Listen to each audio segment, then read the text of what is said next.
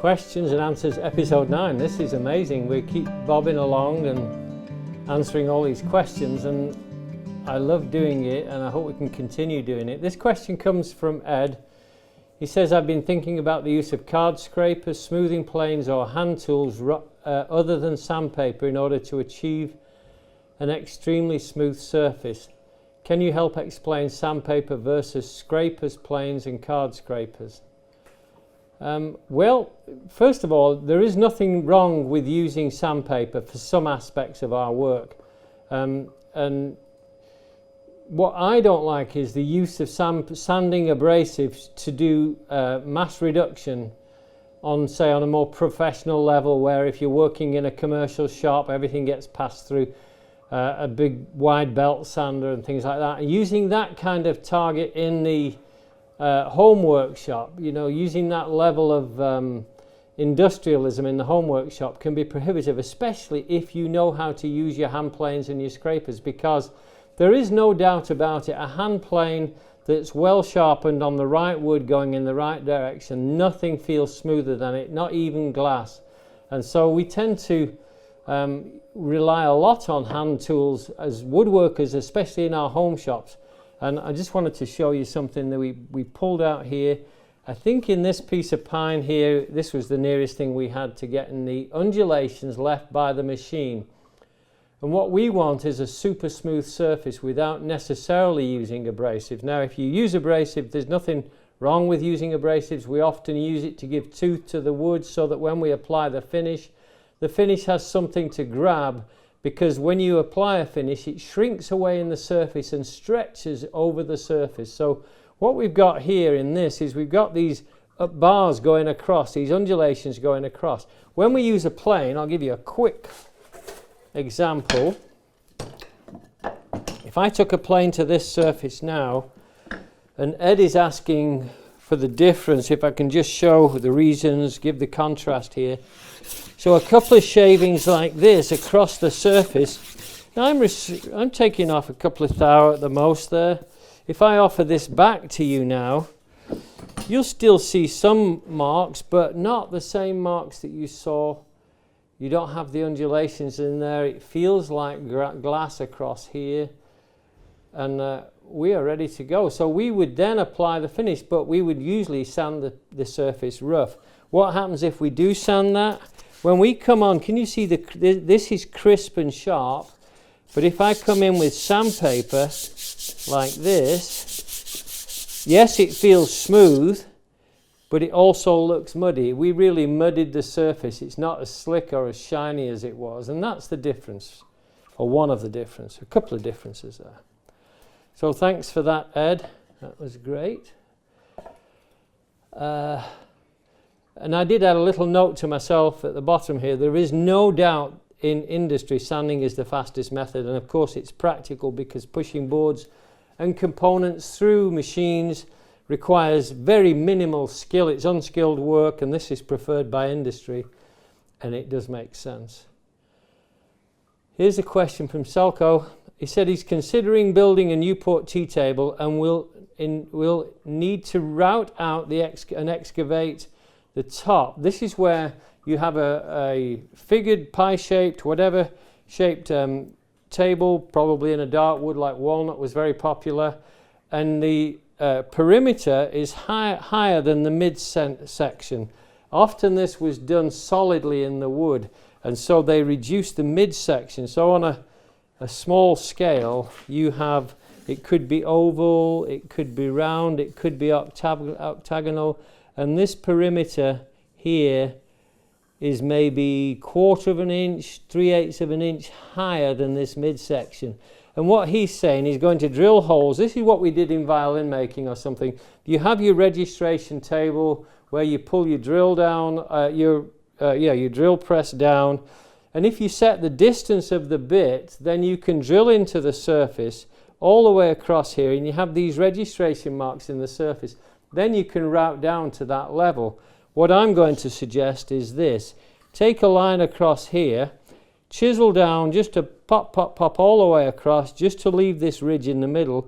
Then get a board that's the width of the table like this, and put your router plane slap bang in the middle, and you can move this across from the full half size here to here, and you can take this surface down in increments of 1/32 to 1/16 of an inch, go across here, do the same on this side. This plank that you've got your router on is a longer version of this.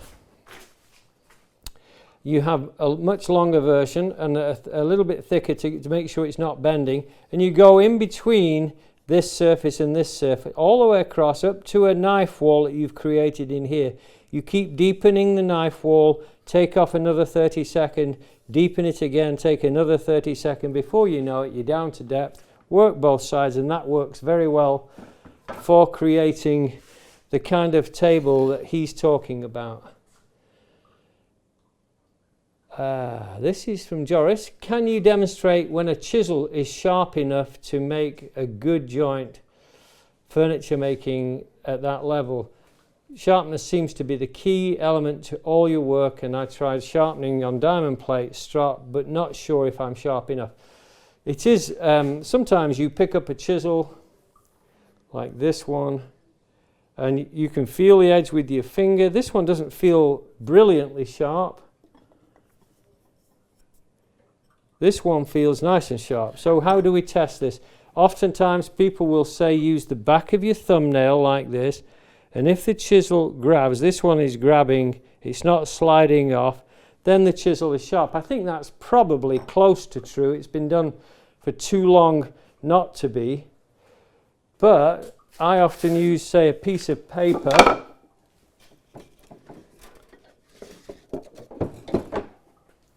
And it is a good guide. Let me see here.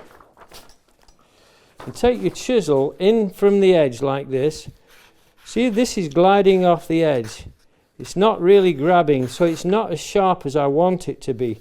Let's do a quick sharpen up and show you what the contrast is on a super sharp chisel. So here we go. So I've got my burr on the back, not yet.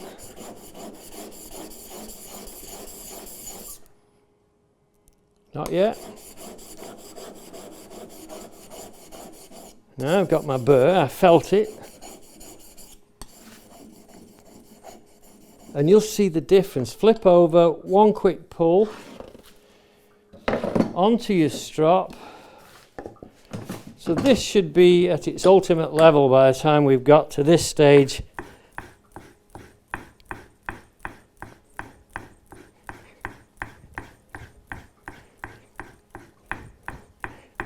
Was that 30? I know some of you are watching for that. You're counting on my behalf. There's my burr off. So let's see what the difference is now. This is a chisel I've been using for a couple of days, so it wasn't very sharp. Let me go here. Still not sharp.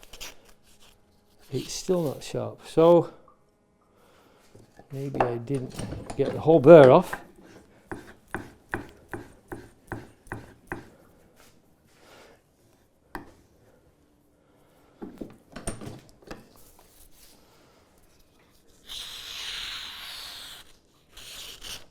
And that's it. So now we know it's sharp. This will do anything. Actually, you can use a chisel at a lot less of a degree of sharpness than that, and it will be perfect for your joinery. So, yep. So that's that sharpening. So, back of your thumb, I'm not sure if I like that too much, especially with my chisels. It might, I don't know if it would work. I wouldn't do that in a school either. This question, this is Robert, he's asking about the rule of sizing for mortise and tenon joints. And there are different rules, like 1/3 the thickness, 1/3 mortise, 1/3 either side of the mortise, and then the same on the tenon or something like that. There are all kinds of theories behind it, but generally you're asking whether if you have a mass of a leg that you could put any size in, what would be your answer for that? generally we don't use tenons that are bigger or thicker than 3/4 of an inch. So if the tenon can be to a certain size, or it needs to be to a certain size, sometimes it's governed by the groove, sometimes it's governed by the rebates, things like that. If it's a table leg and then you have a rail going into it, I would probably say a 1/2 inch tenon is plenty big enough for just about everything that you might make. Same on a door. If you have a 2 inch wide door, a 1/2 inch to 3/4 inch tenon would be a good maxim to shoot for. I think sometimes too we don't realize that tenons go on the corner here, and then I think another part to the question is, how do you determine the width of your tenon? Well, if a tenon goes in here, you have to leave enough meat on the end of here to enclose the tenon. So let's say here, here, here, and here. That would take this rail, and we want enough meat on the top here to make sure the tenon is enclosed. So that would be the width of my tenon. I'd leave about 3/4 of an inch to 1 inch on the outside edge, and that keeps the integrity of the joint. It also means that you have integrity at the top of your tenon as well. The chair spokes that are wedged, are they better tapered or not? This is where we have a spindle going into the back of a chair or something like that. This is very different than the legs going into the chair. Very often we would use tapered legs going into a tapered hole into the chair, so that the chair is always under compression when the angled, it's not really truly a tenon, but we'll call it that, goes into the hole, it's tapered, and it's always tightening itself. It's a self-tightening tenon. When you have a spindle in the back of a chair, it's going into, say, a hoop back or a top rail or something like that. He's asking whether we taper the spindle going into the hole or not. The truth is you can do it either way, because that rail isn't really relying on the kind of compression the legs are, the tension that the leg is under. So I would say, for me, I would always want to taper the spindle going into the back of the chair. Taper it until it starts to bind in the hole, and you know you've got the right depth. Then you can wedge it, and the wedging, if it's tapered, when you drive your wedge, it will fill in the gaps on either side. This is from Joseph. Would you please demonstrate planing into a mitered moulding on your shooting board for both sides of a miter? One side seems to work fine, but the mating piece either isn't supported by the fence and it is hard to hold, or I have to plane such that the moulding profile is unsupported and chips out. Well, let's give it a whirl, see if we are answering his question here. I'm not sure what the issue is, Joseph. I've cut a couple of miters. This one could just as easily be at the other end of this, so we could treat it the same, or I could cut the miter in both pieces. And why don't I do that, and then you're saying yours has a miter this way. So we've got our rough cut miter. So this goes on here. Of course, this is supported. I've got it against the stop, and I slide my plane up this way. So I've got a perfect miter there. I think you're saying if you put it on this way, it doesn't work too well for you, and I can understand that, but we usually don't do it that way. We take the stop out and flip it and put it into this side here. And then we've got the other one. This is the one I just planed. This is the one here. Flip the plane over, slide it up to the sole of the plane, and start feeding that into the cutting iron until you have a smooth cut. So I'm not sure if this is answering your question, but that's how we do it. Okay, this is a great question. How can I make a dowel for a project I'm working on? It depends on how long you want the dowel. Sometimes you can buy what they call a dowel maker from Veritas. Lee Valley Veritas sells one, and it will really basically take a square section of stock, you feed it into the dowel maker, and the dowel maker has a cutter and you can size this to cut just about any dowel size you want, depending on the size of the actual dowel cutter you buy. On the other hand, you may mean a short section of dowel that you're going to use for making a project where you're joining two boards or two pieces together with a dowel. And I have this other method to offer you, which I think you will like. I've got a stick of wood here, and I have already drilled a hole in a piece of steel. And you might find a hole, and I did actually find a hole in a piece of steel, but I'm going to show you the whole process here. What we do basically is we take off a little feeder edge, take the corners off here, like this, a little bit off the flat, bit off here, bit off the flat. So we're giving it a leading edge to go into a hole that we've drilled in the steel. Now we can take more off along the whole length just to relieve some of the pressure on this dowel as it goes through the hole. Like this, flip around, come in from this end, like this. Take off that excess of the corner a little bit, just to reduce the size.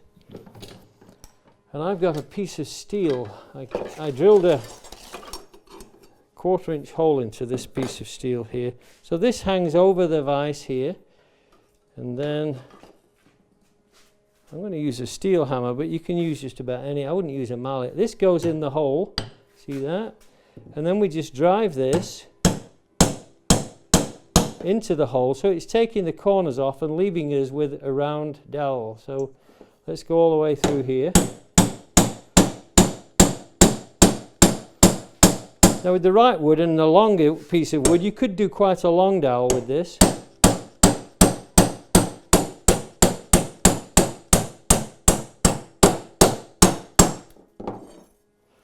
So there is my dowel. Now if I want to refine that, if I'm really clever, I can size another hole that's slightly undersized or to the size I want, and I can drive this one through. This is actually a blade, cutting iron. Drive this through here, and it'll surface trim the fibre, cleaning up. Come out, there we go. And then I've got a 1/4-inch dowel ready for working with. So it could be 3/8. I found these work up to 3/4 of an inch if you can drill a large enough hole and you have a big enough bit. 1/2 an inch is great. So that's how we do that. This is the poor man's dowel maker, which I've used all the way through my working life. I just take a hinge, drill a hole of whatever size I want, and I'm ready to go.